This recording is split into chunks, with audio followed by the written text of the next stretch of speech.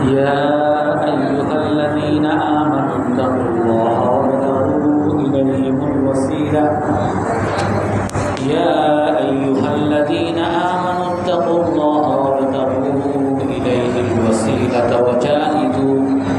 وجاهدوا في سبيله لعلكم تفلحون صدق الله العظيم। আল্লাহ তাআলা বলেন, হে মুমিনগণ, তোমরা আল্লাহকে ভয় করো এবং আল্লাহর কাছে ওসিলা তালাশ করো এবং আল্লাহর রাস্তায় জিহাদ করো, যাতে তোমরা সফল কাম হতে পারো। আল্লাহ তাআলা এই আয়াতের শুরুতে সম্বোধন করছেন ইয়া আইয়ুহাল্লাযীনা আমানু বলে, হে মুমিনগণ। আমরা আগেই বলেছিলাম, আল্লাহ তাআলা যখন মানুষ হিসাবে সম্বোধন করেন তখন ইসলামের মৌলিক বিষয়ের কথা বলেন, ঈমানের কথা বলেন। যেমন ইয়া আইয়ুহান নাসু উবুদু, হে মানুষ, তোমরা আল্লাহর ইবাদত করো। কিন্তু এখানে ইয়া আইয়ুহাল্লাযীনা আমানু, হে মুমিনগণ, তোমরা আল্লাহকে ভয় করো। এই আল্লাহকে ভয়ের যে আদেশ, এই আদেশটা কাফেরের জন্য হবে না। কাফের আল্লাহকে ভয় করবে না, কারণ আল্লাহকে সে চিনেই না, আল্লাহকে ভয় করবে কেন? তো আল্লাহ তাআলা বলেন, হে মুমিনগণ, তোমরা আল্লাহকে ভয় করো। সকল তাফসীরে নাবুসির মধ্যে লেখে, সকল মানুষ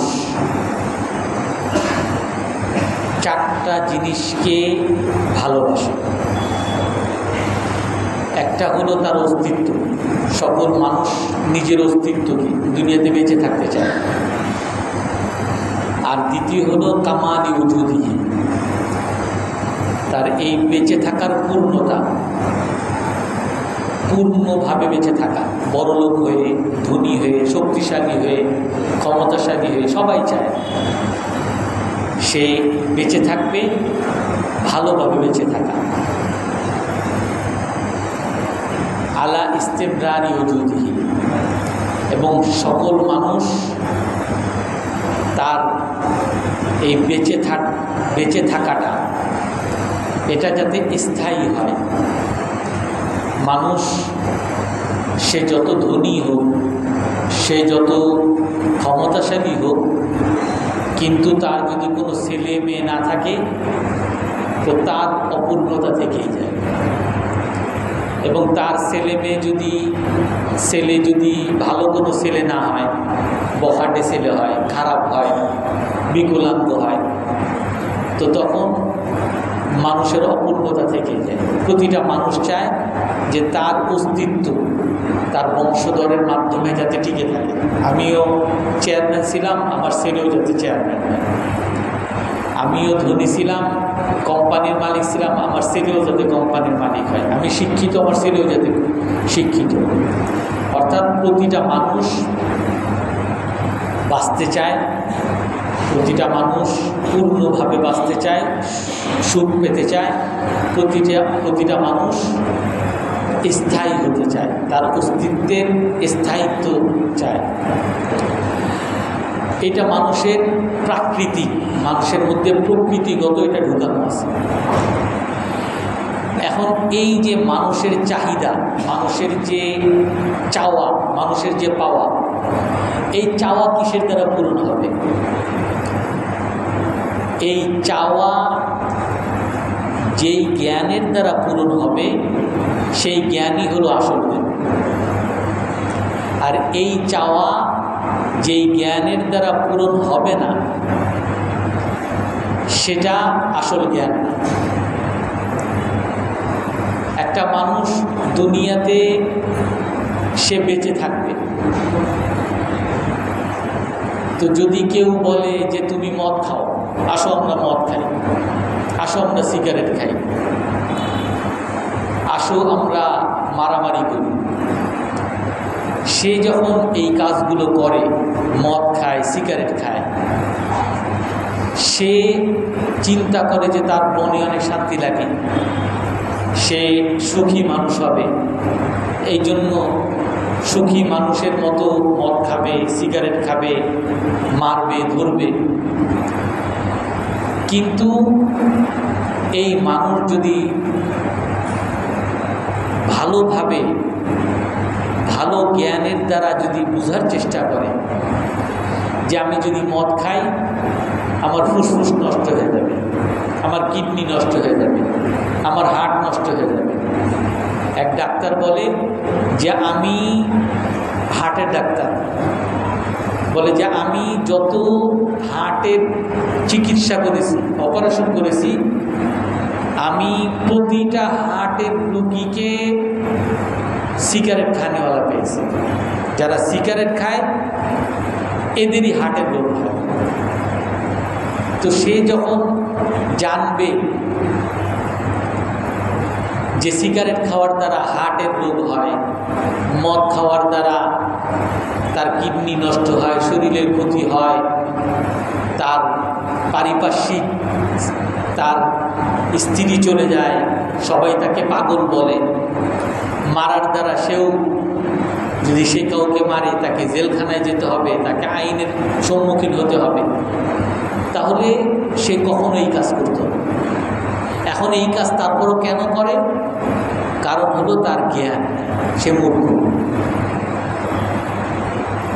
একজন, এই জন্য তাফসীরে নাবুজি বলে আন্নাসু আদুউন লিমা জুহিল, মানুষের সবচেয়ে বড় শত্রু তার মূর্খতা, না জানা।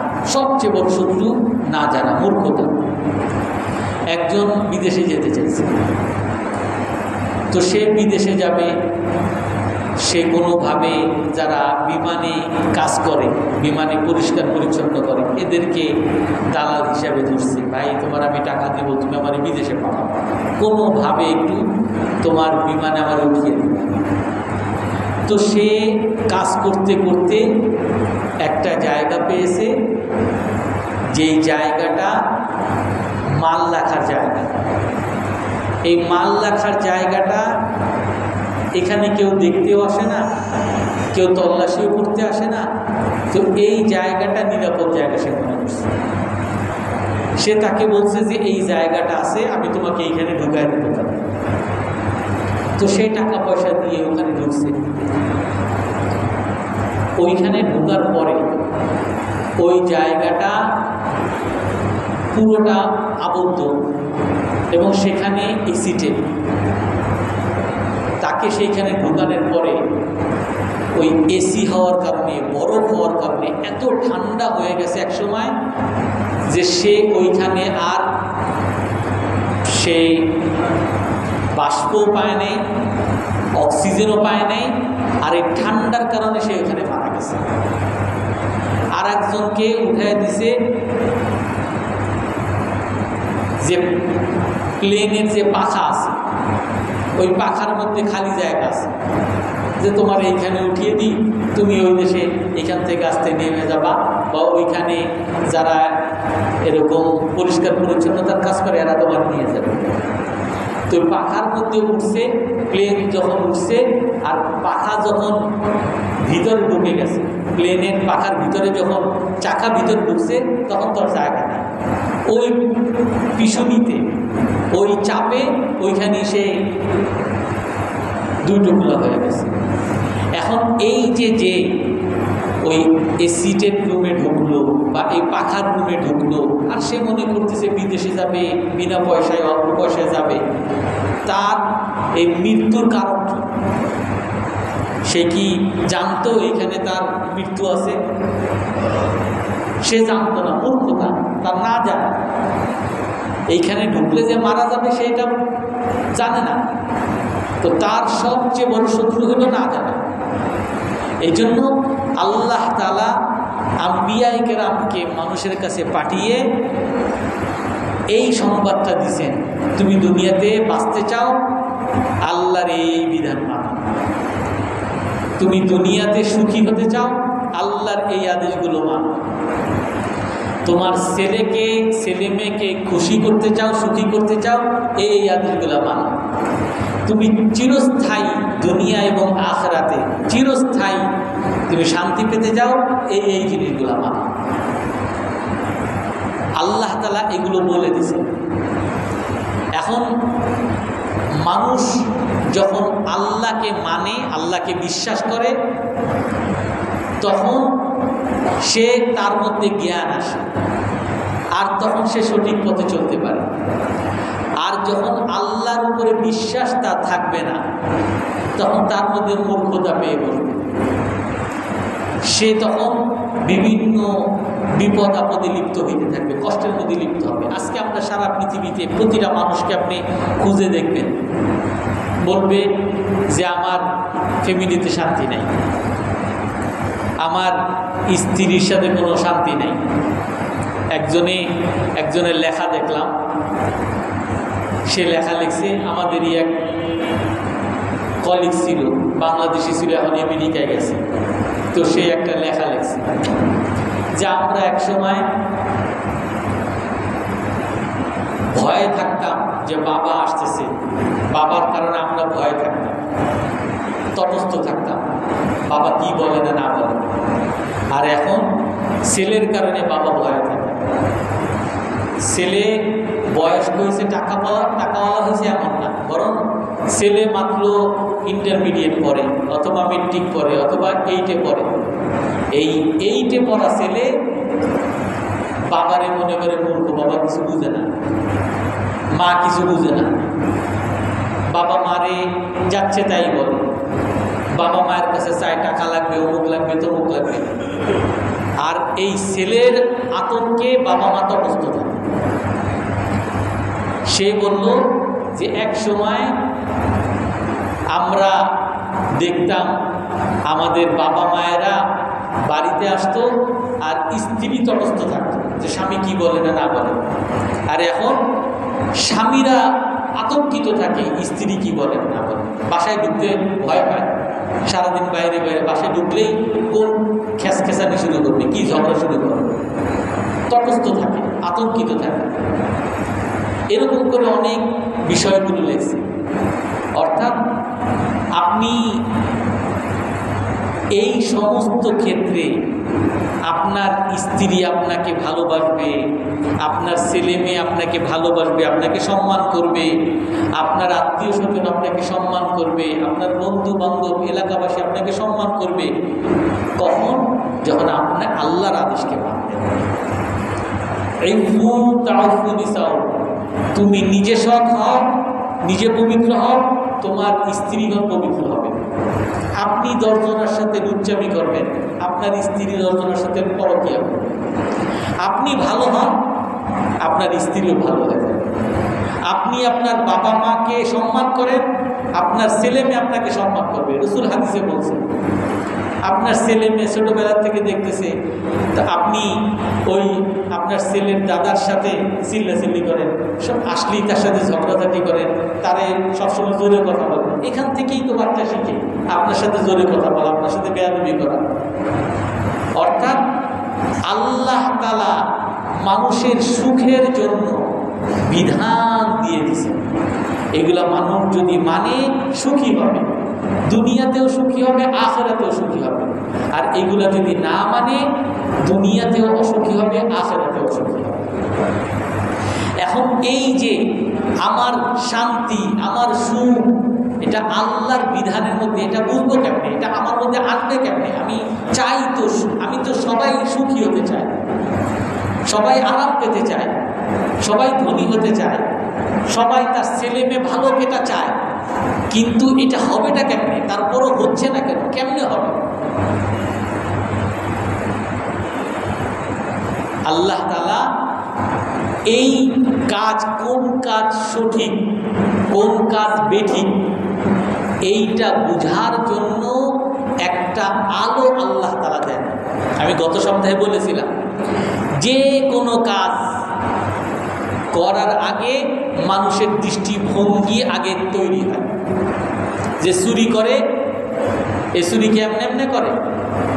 চুরি করার আগে তার মাথার মধ্যে ঢুকে যে চুরি করতে পারে সে সবচেয়ে বড় চালাক, যে পকেট মারতে পারে সে সবচেয়ে বড় চালাক, যে মানুষের কাছ থেকে ঘুষ খাইতে পারে সে হলো সবচেয়ে বড় চালাক, সে বুদ্ধিমান লোক। আর যেগুলা গিরেম্মা খ্যাত এরা মানুষের কাছ থেকে ঘুষ খাইতে পারে না, এরা মানুষকে ঠকাইতে পারে না, মানুষকে মিথ্যা বলতে পারে না, এরা হলো গিরেম্মা আনকালচার খ্যাত। তার মাথার মধ্যে আগে দৃষ্টিভঙ্গি একটা তৈরি হয়, যে নামাজ পড়ে এমনি এমনি নামাজ পড়ে, একজনে নামাজ হইল গিয়া মুরগির ঠোকর, এ নামাজ পড়ে মোল্লারা, নামাজ হইল যারা কিছু বুঝে না কাল্পনিক এরা নামাজ পড়ে, এ কোনোদিন নামাজ পড়বে?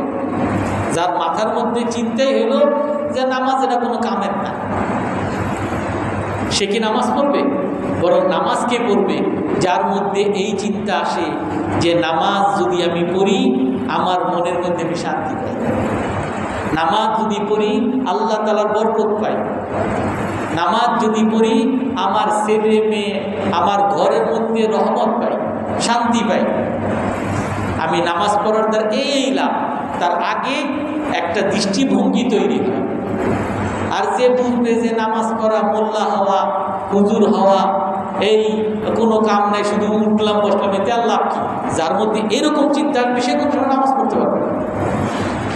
এই জন্য আমি আগে বলেছিলাম গত সপ্তাহে, ভালো কাজ খারাপ কাজ এই কাজের আগে একটা দৃষ্টিভঙ্গি তৈরি হয়, বিশ্বাস তৈরি হয়। এই বিশ্বাসটা আপনার মধ্যে আসবে কেমনে? আল্লাহ তাআলা কোরআনে কারীমের মধ্যে বলেন, ইয়া আইয়ুহাল্লাযীনা আমানুত্তাকুল্লাহ ইউতিকুম কিফলাইনি মির রাহমাতিহি ওয়া ইয়াজআল লাকুম নূরান তামশুনা বিহি ওয়া ইয়াগফির লাকুম। হে মুমিনগণ, তোমরা আল্লাহকে ভয় করো, বিশ্বাস আল্লাহকে ভয় করো। যদি আল্লাহকে ভয় করো আল্লাহ তোমাদেরকে ডাবল রহমত দিবে। ওয়া ইয়াজআল লাকুম নূরা, আল্লাহ তাআলা তোমাদেরকে একটা আলো দিবে, একটা দিলের মধ্যে একটা আলো দিবে। এই আলোর মাধ্যমে তুমি সঠিক পথে চলতে পারবে। যে আল্লাহকে ভয় করবে, আল্লাহকে বিশ্বাস করবে, রাসূলুল্লাহ সাল্লাল্লাহু আলাইহি ওয়াসাল্লামের কথাগুলো শুনবে, সাহাবাদের জীবনী শুনবে, তার মধ্যে একটা তাকওয়া তৈরি হবে, একটা আল্লাহর ভয় তৈরি হবে। আর এর দ্বারা আল্লাহ তাআলা তার অন্তরের মধ্যে একটা নূর দিবে, যেই নূরের দ্বারা ইয়াজআলুল হাক্কা হাক্কা ওয়া ইউরিহিল বাতিলা বাতিলা, যে আলো দ্বারা সে সত্যকে সত্য বুঝবে আর বাতিলকে মিথ্যাকে মিথ্যা বুঝবে। আপনি কেমনে বুঝবেন যে সবাই ঘুষ খায়? ঘুষ খাওয়াটা আসলে খারাপ, সবাই খাইলেও আসলে এটা খারাপ। সবাই সুদ নেয়, সবাই সুদ নিলেও আসলে খারাপ। সবাই মিথ্যা বলে, সবাই মিথ্যা বললেও আসলে খারাপ। এই খারাপ ভালো এটা বুঝবেন কেমনে? আল্লাহ তাআলা আপনার অন্তরের মধ্যে একটা নূর দিবে, আর এই নূরটা, এই আলোটা আপেক্ষিক। আপনার বাসায় একটা সুই হারানো গেছে, আপনি সুই খুঁজতেছেন, সুই পাইতেছেন না, হয় না? অনেক সময় সুই হারিয়ে গেছে, সুই পাই না। আপনি তারপরে লাইট নেন, আপনার বাসার আরো 10টা লাইট জ্বালাইছে, চার্জার লাইট যা আছে সব জ্বালাইছে। এখন যখন লাইট বেশি বাড়বে তখন ওই যে আপনার বাসার কোনায়ও যদি সুই পড়ে সেটা আপনি দেখবেন না। কিন্তু আলো যদি কম থাকে, একটা লাইট জ্বালানো, 10টা লাইটের 9টা লাইটই বন্ধ, একটা লাইট জ্বালানো, তখন কি আপনি সুইটা দেখবেন? এই সুইটা কখন দেখবেন? যখন আপনার আলোটা বাড়বে, আপনার যখন তাকওয়াটা বাড়বে, আপনার মধ্যে যখন আল্লাহর ভয়টা বাড়বে, তখন আপনি ওই সত্যকে দেখবেন, মিথ্যাকে মিথ্যা দেখবেন। আর না হয় দেখবেন যে মোল্লা গোষ্ঠী আর হলো সাম্প্রদায়িক গোষ্ঠী, মোল্লারা হলো জঙ্গি, মোল্লারা হলো সন্ত্রাসী, এই মোল্লারা শুধু আতঙ্কিত করে, শুধু ভয় দেখায়, কোনো কামের না, কোনো সমাজের দেশের উপকারে কোনো কাজে আসে না। আপনার যদি এরকম দৃষ্টিভঙ্গি হয় তখন আপনি কখনো সঠিককে সঠিক দেখবেন না, আর বাতিলকে মিথ্যাকে মিথ্যাও দেখবেন।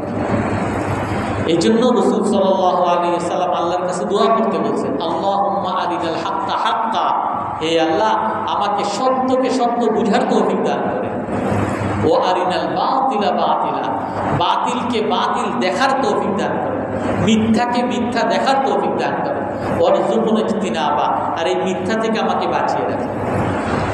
হযরত যায়েদ ইবনে হারেসা রাদিয়াল্লাহু আনহু, আব্দুল্লাহ ইবনে রাওয়াহা মাউতার যুদ্ধে রাসূল সাল্লাল্লাহু আলাইহি সাল্লাম, তাবরানী শরীফের হাদিস, রাসূল সাল্লাল্লাহু আলাইহি সাল্লাম সাহাবাদেরকে ঘটনা বর্ণনা করতেছেন। যখন যায়েদ ইবনে হারেসা উনি সেনাপতি, উনি যুদ্ধ করতে গেছেন, ওনারা মাত্র 4,000 ছিলেন, আর বিপরীতে রোম বাহিনী ছিল 2 লাখের উপরে। বলেন যে যায়েদ ইবনে হারেসা উনি তলোয়ার নিয়ে যুদ্ধ করতে যাচ্ছেন, ফাকুতিল, তারপরে শহীদ হয়ে গেছে। যায়েদ ইবনে হারেসার পরে জাফর ইবনে আবু তালিব রাদিয়াল্লাহু আনহু, উনি পতাকা নিয়ে যুদ্ধের ময়দানে এগিয়ে গেছেন, ফাকুতিল, উনিও শহীদ হয়ে গেছেন। তারপরে রাসূলুল্লাহ সাল্লাল্লাহু আলাইহি ওয়াসাল্লাম প্রথম চুপ করেছেন, তখন সাহাবায়ে কেরাম চিন্তিত হয়ে গেছে। তখন বলেন, কিছুক্ষণ পরে বলতেছেন, আখাজা রায়াত আব্দুল্লাহ ইবনে রাওয়াহা, আব্দুল্লাহ ইবনে রাওয়াহা রাদিয়াল্লাহু আনহু উনি পতাকা হাতে নিছেন। তারপরে বলতেছেন ফাকুতিল, শহীদ হয়েছে। তারপরে রাসূল বলতেছেন যে আমাকে এই 3 জনকে জান্নাতে দেখানো হয়েছে, ওই হাদিসের মধ্যে আছে, আমাকে জান্নাতে দেখানো হয়েছে, তারা জান্নাতে ঘুমিয়ে আছে। কিন্তু যায়েদ ইবনে হারেসা রাদিয়াল্লাহু আনহু, জাফর ইবনে আবু তালিব, ওনাদের 2 জনের খাট একটু সামনে, আর আব্দুল্লাহ ইবনে রাওয়াহা রাদিয়াল্লাহু আনহু খাট একটু পিছনে, একটু সামনে আর একটু পিছনে। তখন সাহাবায়ে কেরাম বলেন যে কেন তার খাটটা পিছনে? তখন বলেন যে কান্নাহু ইজদিরাউন, মনে হয় আব্দুল্লাহ ইবনে রাওয়াহা সে একটু ইতস্ততা করছে। ওই আব্দুল্লাহ ইবনে রাওয়াহা রাদিয়াল্লাহু তাআলার সাথে যে সকল সাহাবী ছিলেন, পরবর্তীতে খালিদ ইবনুল ওয়ালিদ উনি পতাকা বহন করেন, ওনারা বলছেন যে আব্দুল্লাহ ইবনে রাওয়াহার আগে 2 সেনাপতি যখন শহীদ হয়েছেন, তখন উনি একটু ইতস্ততা করছেন, সামনে যাবেন, যুদ্ধ করে শহীদ হবেন কিনা। তখন একটা কবিতা পড়ছেন, ইন তামুতি আও তুকতালি ফি সাবিলিল্লাহি ক্বাদ লাকিতি। নিজেকে লক্ষ্য করে বলছেন, আব্দুল্লাহ ইবনে রাওয়াহা নিজের মনকে লক্ষ্য করে বলছেন, ইয়া নাফস ইন তামুতি আও তুকতালি, হে মন, তুমি যদি এখন শহীদ না হও, এখন যদি নিহত না, যুদ্ধের ময়দানে মারা না যাও, অন্য এক সময় তুমি মারা যাবাই। আর তুমি এখন আল্লাহর রাস্তায় এসে ফাকাদ লাকিতি, তুমি এখন আল্লাহর রাস্তায় বিরাট একটা সুবর্ণ সুযোগ পাইছো। আর তুমি যদি এখান থেকে ফিরে যাও, তারপরও তোমাকে মৃত্যুর স্বাদ গ্রহণ করতেই হবে। আর এখন যদি তুমি মারা যাও, শহীদ হয়ে মারা যাবে। এই কবিতাটা শুধু পড়ছেন নিজেকে লক্ষ্য করে, নিজের মধ্যে একটু ইতস্ততা লাগছিল, এইটা বলার পরে যুদ্ধে ঝাঁপিয়ে পড়ছেন, শহীদ হয়েছেন, শুধু এতটুকু। আর এই কারণে রাসূলুল্লাহ সাল্লাল্লাহু আলাইহি ওয়াসাল্লাম কি বলেন যে একটু পিছনে চলে গেছে। অর্থাৎ এই একটু ইতস্ততায় হযরত আব্দুল্লাহ ইবনে রাওয়াহাকে একটু পিছনে সরিয়ে দিয়েছে। এই জন্য যার যত তাকওয়া বেশি হবে, তার আলো তত বেশি হবে, সে তত বড় জান্নাতের কাজ করতে পারবে। আর যদি ওই তাকওয়া বেশি না হয়, হকের আলো যদি বেশি না হয়, তখন তার বিভিন্ন ক্ষেত্রে সে পিছিয়ে পড়বে। রাসূল সাল্লাল্লাহু আলাইহি ওয়াসাল্লাম হাদিসের মধ্যে বলেন, ইন্না ফিল জান্নাতি লামিআত দারাজা, জান্নাতের মধ্যে 100 স্তর আছে, 100 স্তর। ওয়াফি কুল্লি দারাজাতিন মিআতুল দারাজা, আর ওই 100টা স্তরের প্রতিটা স্তরের মধ্যে আবার 100টা স্তর। আর প্রতিটা স্তরের ওই একশোর যে স্তর, প্রতিটা স্তরের একটার মধ্যে আর একটা পার্থক্য কি? কামা বাইনাস সামাই ওয়াল আরদ, আসমান জমিনের মধ্যে যত দূরত্ব এত দূরত্ব। রাসূল বলেন সবচেয়ে উপরের জান্নাত হলো জান্নাতুল ফেরদাউস। তোমরা আল্লাহর কাছে যখন জান্নাত চাও, জান্নাতুল ফেরদাউস চাও। অর্থাৎ এই যে জান্নাতের বিভিন্ন ধাপ, এই ধাপগুলোর উপরে জান্নাত কারা পাবে? যারা সব সময়ের জন্য আল্লাহকে মানে। আর আমি আর আপনি নামাজের সময় নামাজ অনেক সময় পড়লাম, নামাজ অনেক সময় কাজাও হয়ে যায়। আর আমি নামাজ যদি 5 ওয়াক্ত ঠিক মতো করি, অনেক সময় আমার চোখকে হেফাজত করতে পারি না, অনেক সময় মিথ্যা কথা বলতে পারি। তো আমাদের জান্নাত কত পিছনে যাবে? প্রতিটা মিথ্যা কথা, প্রতিটা বাজে কথা। এমনকি জান্নাতবাসীরা আফসুস করবে, লাইসা ইয়াতাহাসসারু আহলুল জান্নাহ, জান্নাতবাসীর কোনো আফসোস থাকবে না। আল্লাহ বলবেন যে আমি তোমাদেরকে যে সুখ দিছি, আরও কি তোমাদের সুখ লাগবে? জান্নাতবাসীরা বলবে এ আল্লাহ যথেষ্ট দিচ্ছেন, আর কি চাও? কোনো কিছুই চাওয়ার নাই, যা চাই তাই পাই। কিন্তু তারপরও জান্নাতবাসীর একটা আফসোস থাকবে, সেটা কি? আলা মাররাত আলা সাআতিন লাম ইয়াজকুর, ওই সময়টার জন্য আফসোস হবে যেই সময়টায় সে আল্লাহর জিকির করে না, ইবাদত করে না। এই সারা জীবনে যেই সময়টা আল্লাহর ইবাদত সারা গেছে, এইটার জন্য আফসোস হবে।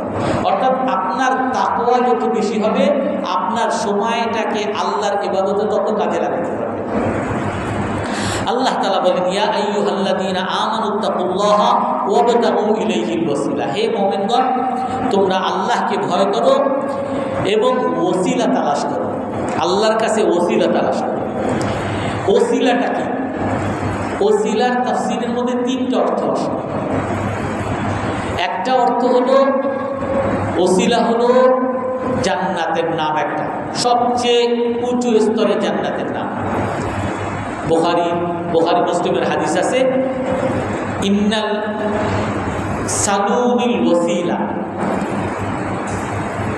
মান সামিআন নিদা, যে আযান শুনবে, আযান শোনার পরে যে এই দোয়া পড়বে, আল্লাহুম্মা রাব্বা হাযিহিদ দাওয়াতিত তাম্মা ওয়াস সালাতিল কায়িমা আতি সাইয়্যিদিনা মুহাম্মাদিনিল ওয়াসিলা, অর্থাৎ হে আল্লাহ, হে আতি সাইয়্যিদিনা মুহাম্মাদিনিল ওয়াসিলা, হে আল্লাহ আসমান জমিনের মালিক, আপনি মুহাম্মদ সাল্লাল্লাহু আলাইহি ওয়াসাল্লামকে ওসিলা প্রদান করেন।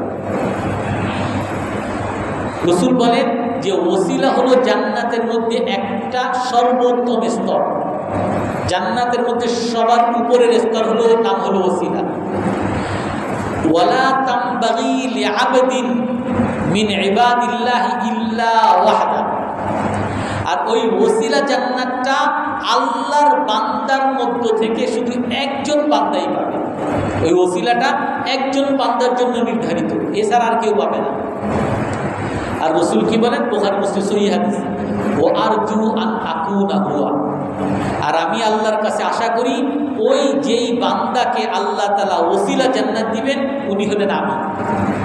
রাসূল বলেন আমি সেই ওসিলার জান্নাতের অধিকারী হব। এই জন্য তোমরা আমার জন্য আল্লাহর কাছে ওসিলা জান্নাত চাও।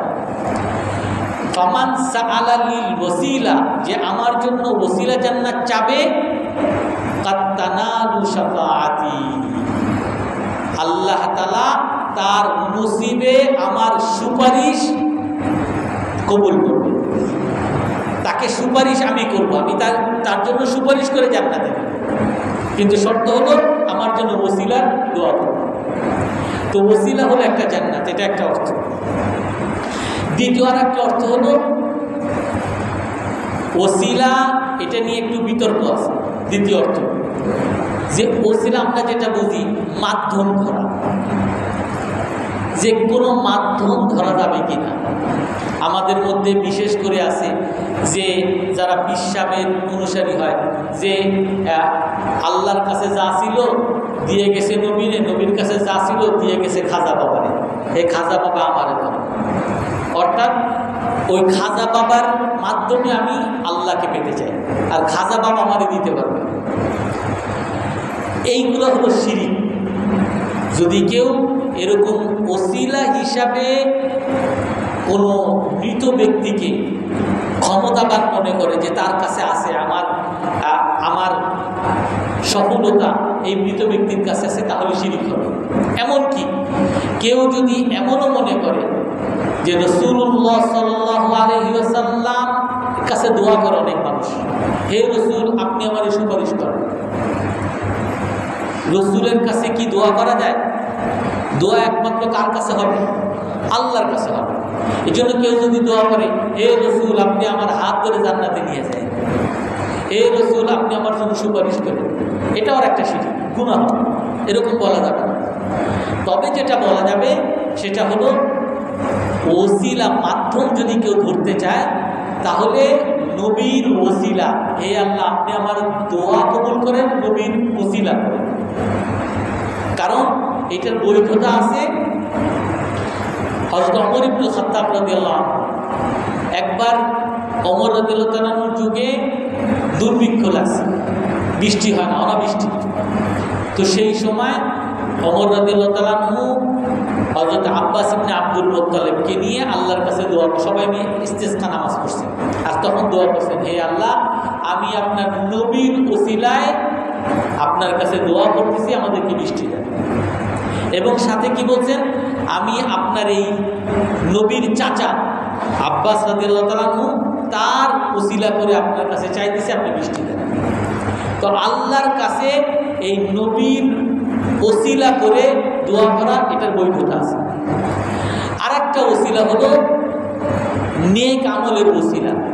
আপনি ভালো কাজ করছেন, এই ভালো কাজের ওসিলা আল্লাহর সামনে উপস্থাপন করা। হে আল্লাহ আমি 5 ওয়াক্ত নামাজ পড়ছি, আমি কখনো ঘুষ খাই, আমি যদি ঘুষ না খেয়ে থাকি আপনি আমার অভাব দূর করেন। হে আল্লাহ, যেমন হযরত সারা রাদিয়াল্লাহু আনহা, ওনাকে যখন মিশরের বাদশাহ ধরে নিয়ে গেছে, তখন সারা রাদিয়াল্লাহু আনহা দোয়া করছেন। আমরা ইনশাআল্লাহ এইগুলা নিয়ে আলোচনা করবো শুক্রবার। সারা রাদিয়াল্লাহু আনহার কাছে দোয়া করছে, হে আল্লাহ আমি যদি সতী হয়ে থাকি, আমি আমার স্বামী ছাড়া আমার সতীত্ব যদি আমি কারো কাছে বিক্রি না করে থাকি, আপনি দয়া করে আমার সতীত্বকে রক্ষা করেন। অর্থাৎ নেক আমলের ওসিলা করা। হে আল্লাহ আমি 5 ওয়াক্ত নামাজ পড়ছি, আমি মানুষকে সদকা করছি, আমি যাকাত দিছি, আমি কোরআন পড়ছি, এই ওসিলে আপনি আমার দোয়া কবুল করেন। এটা হলো 2 নাম্বার। এই জন্য বুঝলাম, যদি কেউ ওসিলা, মৃত ব্যক্তিকে ওসিলা ধরে এবং তাকে ক্ষমতাবান মনে করে, যদি মনে করে আমার এই পিসামি জান্নাতে নিয়ে যেতে পারবে, এই পিসাবকে যদি ধরি তাহলে সে আমার জান্নাতে নিয়ে যাবে, পিসাবের জান্নাতে নেওয়ার কোনো ক্ষমতা নেই, জান্নাতে নিবেন আল্লাহ তাআলা। তবে এইখানে আবার একটা ভুল জিনিস প্রচলিত আছে যে পিসাবকে ধরাই যাবে না। আমি পিসাবকে ধরবো, পিসাব যেই কাজ করতে বলে সেগুলো আমি করব, কিন্তু আমাকে এই পিসাবের নির্দেশনা অনুযায়ী চলার মাধ্যমে আমাকে জান্নাতে নিবেন কে? আল্লাহ তাআলা। পিসাব আমাকে জান্নাতের পথ দেখাবে, আমি সেই কাজগুলো করবো, আল্লাহ আমাকে জান্নাতে নেবে। কিন্তু পিসাবের নিজস্ব কোনো ক্ষমতা নাই যে আমাকে সে জান্নাতে নিতে পারবে। আমাকে জান্নাত দিবেন আল্লাহ, কিন্তু পিসাবের দেখানো পথে বা আমাদের বড়দের আলেমদের দেখানো পথে আমরা চলবো, আর তার মাধ্যমে আমি জান্নাতে যাব। এই জন্য অনেকে আছে, অনেক পার্টি করে বা অনেক কি আছে যে মুরব্বী আমার নেতা বলছে এটা, আর নেতা সহি বলুক আর গলত বলুক, ওই নেতার ওইটাই চূড়ান্ত, সে এইখান থেকে আর বাইরে যাইতে চায় না। কোরআন হাদিসে যদি উল্টাও থাকে, সে কোরআন হাদিসের কথা মানতে চায়, নেতা বলছে এটা। এই ওসিলা মানা যাবে না। ওসিলা হলো যেটা রাসূল সাল্লাল্লাহু আলাইহি ওয়াসাল্লামকে ওসিলা করা যাবে, নেক আমলের ওসিলা করা যাবে। 2 নাম্বার গেল। 3 নাম্বার ওসিলা, 3 নাম্বার ওসিলা হলো ভালো কাজ করা। ওয়াবতাগু ইলাইহিল ওসিলা, আল্লাহর নিকটবর্তী হওয়াকে অনুসন্ধান করো। এই ওসিলার অর্থ আল্লাহর নিকটবর্তী হওয়া, আল্লাহর নৈকট্য তালাশ করা। আল্লাহর নৈকট্য কেমনে পাবো? তাফসীরে না বলছি 4টা কাজ করতে বলছি। 4টা কাজের মাধ্যমে আল্লাহর নৈকট্য হবে। 1 নাম্বার হলো যে আল্লাহর যত আদেশ আছে, আল্লাহর যত ফরজ আদেশ আছে এগুলোকে মানতে হবে। নামাজ পড়া, যাকাত দেওয়া, হজ করা, যত ফরজ আদেশ আছে এগুলো মানতে হবে। 2 নাম্বার হলো আল্লাহর যত নিষেধ আছে, কেউ নামাজ পড়ে কিন্তু সুদ খায়, কাজ হবে? কেউ রোজা রাখে, যাকাত দেয়, সদকা করে, কিন্তু সে ঘুষ খায়, অথবা তার উপার্জন সঠিক না, অথবা সে জুলুম করে, পাপ করলে বা সে বেপর্দায় চলে, সে পর্দা করে না, নারীদের সাথে দেখা সাক্ষাৎ করে, গান বাজনা দেখে, কাজ হবে না।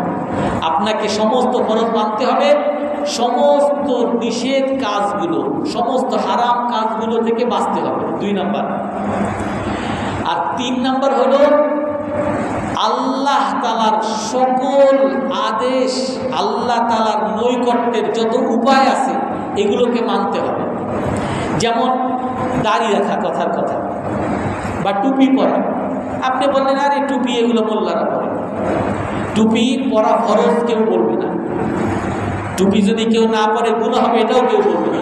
কিন্তু আপনি টুপিটারে যদি তুচ্ছতাচ্ছিল্য করেন, তিরস্কার করেন, আরে এগুলো মোল্লারা পরে, এগুলো আমি বলি না, তাহলে আল্লাহর নৈকট্য পাবেন কখনো? আল্লাহর নৈকট্য ফরজ এবং হারাম এর পাশাপাশি আল্লাহ নৈকট্যে সকল কাজ করা, যত মুস্তাহাব আছে, যত দান সৎকার করা ফরজ না। আপনি মসজিদে দান করা ফরজ না, কিন্তু আপনি দান এগুলো হুজুররা শুধু টাকা চাই দিয়ে থাকে। কোনো ছোট কাজ হইলেও এটাকে ছোট মনে করা যাবে না, সমস্ত ভালো কাজ করতে হবে। আর 4 নাম্বার হলো দাওয়াতু ইলাল্লাহ, আল্লাহর দিকে দাওয়াত দিতে হবে। আপনি নিজে সমস্ত হারাম কাজ থেকে বাঁচতেছেন, ফরজ কাজ করতেছেন, সমস্ত মুস্তাহাব নফল কাজও করতেছেন, কিন্তু আপনি দেখতেছেন যে একজনে আল্লাহরে গালিগালাজ করে, আপনি বলেন সে তার মতো করুক, আমি আমার কি তাতে। একজনে দেখলেন কোরআন রে সে তিরস্কার করে, নবীরে গালিগালাজ করে, যারা ইসলাম মানে এদেরকে মোল্লা, সাম্প্রদায়িক, সন্ত্রাসী, আবল তাবল বলে গালিগালাজ করে, আপনি চুপ রইলেন, কাজ হবে? আপনাকে সমস্ত হারাম কাজ থেকে নিষেধ করতে হবে, প্রতিবাদ করতে হবে, এবং সমস্ত ভালো কাজের দাওয়াত দিতে হবে। আপনি নামাজ পড়তেছেন কিন্তু আপনার ছেলে নামাজ পড়ে না, আপনি মসজিদে বয়ান শুনতেছেন কিন্তু আপনি বাসার আপনার স্ত্রীরা, আপনার মেয়েরা সবাই গান বাজনা নিয়ে ব্যস্ত আছে, সিনেমা দেখতেছে, হিন্দি সিনেমা দেখতেছে, কাজ হবে? এই ছেলে মেয়েদের জন্য আপনাকে আল্লাহ তাআলা কিয়ামতের দিন ধরবে। এই জন্য 4র্থ কাজ হলো দাওয়াতের কাজ করতে হবে। এই 4টা কাজ যদি করেন তাহলে আল্লাহর নৈকট্য পাবেন। তারপর আল্লাহ কি বলতেছেন? ওয়াজাহিদু ফি সাবিলি, জিহাদ করো। জিহাদ কেন লাগবে? আমি শুধু একটা কথা বলবো, বাকিগুলো আগামী সপ্তাহে। জিহাদ কেন লাগবে? এর মারামারির কি আছে? তাফসীরে না বলছিতে বলেন যে যে কোনো অধিকার, যে কোনো হক, এই হকটা তখনই প্রকাশ পাবে যখন হকের সাথে হক রক্ষা করার মতো শক্তি থাকবে। আজকে দেখেন আমাদেরকে সন্ত্রাসী বলে, মোল্লা মৌলবীদেরকে গালিগালাজ করে, বোরকা পরলে বোরকার বিরুদ্ধে তিরস্কার করে, যা ইচ্ছা তাই বলে যায়, আমরা কিচ্ছু বলতে পারি না। কেন? কারণ মুসলমানদের হাতে ওই ক্ষমতা নেই। আমরা আমাদের মুসলমান ফিলিস্তিনবাসীরা তাদের অধিকার, হক, তাদের বাড়ি, তাদের ঘর, এই সত্য কথা তারা বলতে পারে না। এই সত্য কথা বলার পরেও তাদেরকে বলা হয় সন্ত্রাসী। নিজের ঘর বাড়ি নিজেরা রক্ষার জন্য, আত্মরক্ষার জন্য চেষ্টা করে, আর তাদেরকে বলে সন্ত্রাসী। নিজের বাড়ি রক্ষার জন্য বলে আমারে বেরো না, আর তারে বলে সন্ত্রাসী। অর্থাৎ আপনার অধিকার, এই অধিকারও খর্ব হবে যদি আপনার এই অধিকার রক্ষার ক্ষেত্রে আপনার শক্তি না থাকে। এই জন্য আমাদের ইসলামে যে জিহাদ ফরজ হয়েছে, যুদ্ধতে ফরজ হয়েছে, এই যুদ্ধ কি মানুষকে মারার জন্য? ইসলামের মধ্যে আপনারা দেখবেন, আপনারা তো জানেন সবাই, রাসূলুল্লাহ সাল্লাল্লাহু আলাইহি ওয়াসাল্লাম 23 বছর ইসলামের দাওয়াত দিয়েছেন, তার মধ্যে 13 বছর যুদ্ধ করছেন। এই 23 বছর যুদ্ধে কয়জন মানুষ, যুদ্ধের মধ্যে কয়জন মানুষ মারা গেছে জানেন আপনারা? ইসলাম বিরোধী অনেকে শুনবেন যে মুসলমানরা জেহাদি, মুসলমানরা সন্ত্রাসী, সাহাবায়ে কেরাম রাসূল সাল্লাল্লাহু আলাইহি ওয়াসাল্লাম সন্ত্রাসী ছিল, আবার ছবি দেয় পাগড়ির মধ্যে পিস্তল রাখা সন্ত্রাসী বলে। রাসূল সাল্লাল্লাহু আলাইহি ওয়াসাল্লাম যে যুদ্ধগুলো করছেন, এই 23 বছরের যুদ্ধে কয়জন মানুষ মারা গেছে কেউ জানেন? 23 বছর যুদ্ধে রাসূলের পুরো জীবনে যতগুলো যুদ্ধ হয়েছে প্রায় 50টার উপরে যুদ্ধ হয়েছে। রাসূল অনেক জায়গায় ছিলেন, অনেক জায়গায় ছিলেন না। এই যুদ্ধের মধ্যে মাত্র 1000 লোক মারা গেছে। 1000 কাফের আর 200 মুসলমান, মাত্র 1200 নিচে, 1206 জন বা 1200 নিচে পুরা এই যুদ্ধের মধ্যে মারা গেছে। আর এখন হামাসের বা ফিলিস্তিনে প্রতিদিন কয়জন মারা যায়? একটা বোমা হামলা করে একসাথে 100 জন মানুষ মারা যায়। এখন পর্যন্ত এই মাত্র 3-4 মাসে 40,000 শিশু নারীদেরকে হত্যা করছে, আর 1 লাখের উপরে আহত হয়েছে, হাত নাই পা নাই, 1 লাখের উপরে, মানে 1.5 লাখ মানুষ মারা গেছে। অথচ তাদেরকে সন্ত্রাসী বলে না। রাসূল সাল্লাল্লাহু আলাইহি ওয়াসাল্লাম পুরা জীবনে এই যুদ্ধ করে মাত্র 1000 লোক মারা গেছে, আর তারা সন্ত্রাসী বলে। ইসলামে জিহাদ কেন আসছে? রাসূল যত যুদ্ধ করছেন কেন করছেন? যুদ্ধ করছেন যে আমাকে ইসলাম মানার সুযোগ দাও, আমাকে দাওয়াত দেওয়ার সুযোগ দাও, আমি দাওয়াত দিব, আমাকে বাধা দিও। রাসূলকে দাওয়াত দিতে যেখানে বাধা দিছে সেখানে গিয়ে যুদ্ধ করছে। আগ বাড়ায় কোথাও যুদ্ধ করে না। আমি হক কথা বলবো, আমার বাধা দিও না, আমার অধিকার আমি চাইব, এটা আমার অধিকার। এখানে কেন আমার অধিকার? তোমার শক্তি আছে বলেই আমারে বলবা না তুই সন্ত্রাসী। আমার দেশ তুমি দখল করে নিবা, আমার বাড়ি তুমি দখল করে নিবা, আবার আমারই বলবা সন্ত্রাসী। এই অন্যায় কেন করবা? এই অন্যায় যাতে অন্যায় বুঝো তুমি, এই জন্য জেহাদ। ইসলামে জেহাদ মানুষকে মারার জন্য না, মানুষের উপর আক্রমণ করার জন্য না। এই জন্য আল্লাহ তাআলা এখানে বলেন ওয়াজাহিদু ফি সাবিলি, এবং আল্লাহর রাস্তায় জেহাদ করো। কারণ এই জেহাদ যখন হবে তখন এই যে 4টা কাজ বললাম, ফরজ কাজ মানতে পারবেন। যদি ক্ষমতা না থাকে আপনি পর্দাও, আপনার অনেক দেশ আছে কেন আপনি বোরকা পরছেন, এই জন্য আপনার ইসলামোফোবিয়া, পিটাবে, মারবে, মহিলাদেরকে ছিঁড়ে ফেলবে, বোরকা ছিঁড়ে ফেলবে। আপনি কেন দাঁড়িয়ে রাখছেন? আপনারা অযথা হয়রানি করবেন। আপনি ফরজ কাজ মানতে পারবেন, হারাম কাজ থেকে বাঁচতে পারবেন, এবং আল্লাহর সকল আদেশগুলো মানতে পারবেন এবং দাওয়াত দিতে পারবেন। আর যদি জিহাদ না থাকে আপনি দাওয়াতও দিতে পারবেন না, ফরজও মানতে পারবেন না, আর নিষিদ্ধ কাজও করতে পারবেন না। আপনাকে ওই যে তারা বলবে যে তুই গরু খাইতে পারবি না, আপনাকে এটাই মানতে হবে। তারা বলতে হবে তুই শুয়োর খাবি, আপনাকে সেটাই মানতে হবে। আল্লাহ তাআলা আমাদের সকলকে আমল করার তৌফিক দান করেন। তারা কোনো প্রশ্ন আছে?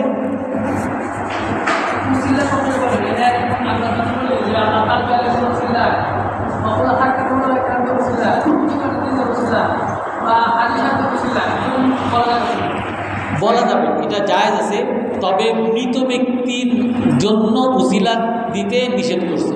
আপনি বললেন যে এই মাজারের এই বিশ্বাসের উসিলে আমারে মাফ করে। মৃত ব্যক্তি নিজেরই তো তার কবরে কি অবস্থা চলে সেটা জানি না, তো তাকে উসিলা করতে নিষেধ করা হয়েছে। বাকি দুনিয়ার কারো যদি আপনি উসিলা করেন, কিন্তু শর্ত যেটা বলছি যে তাকে আপনার সর্বময় ক্ষমতার অধিকারী মানা যাবে না, যে আমার এই বিশ্বাস উনি আমার জান্নাতে দিতে পারবেন, এই তালেব ইলম সে আমার জান্নাতে নিয়েছে, এই চিন্তা হলো আল্লাহই করবেন, বাকি এই উসিলায় করতে পারবে, এই আল্লাহ এটা করেন, এটা করা যেতে পারে। এর অর্থ হলো কারো ক্ষমতাও নাই, কেউ কোনো কাজ থেকে ফিরতেও পারে না আল্লাহর শক্তি ছাড়া। লা হাওলা, কোনো ভালো কাজ থেকে ফিরতেও পারে না, ওয়ালা কুওয়াতা, কোনো ভালো কাজ করার ক্ষমতাও কারো নাই, ইল্লা বিল্লাহ, আল্লাহ শক্তি ছাড়া কেউ করতে পারে না। সুবহানাকাল্লাহুম্মা ওয়া বিহামদিকা।